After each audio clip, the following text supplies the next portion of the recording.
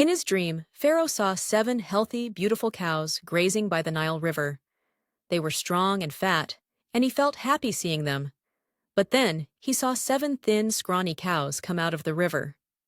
To his shock, these skinny cows swallowed the healthy ones whole. Pharaoh woke up in a panic. He tried to shake off the dream and went back to sleep, but he had another dream.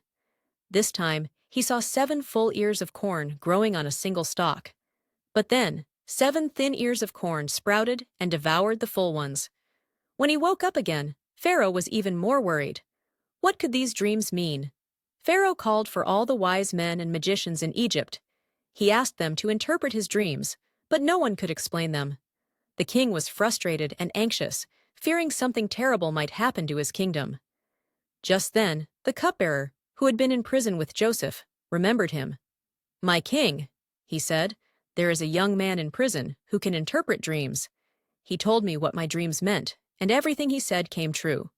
Pharaoh immediately sent for Joseph.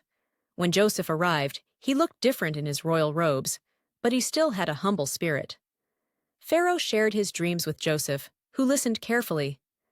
Joseph said, "The dreams you have had are from God, and they mean the same thing. The 7 healthy cows and the 7 full ears of corn represent 7 years of plenty in Egypt. But the 7 thin cows and the 7 thin ears of corn represent 7 years of famine that will follow."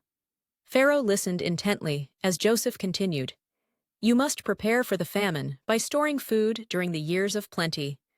Choose a wise man to oversee this and collect 1/5 of all the crops during those good years." Pharaoh was amazed by Joseph's wisdom and knew he had found the right person for the job.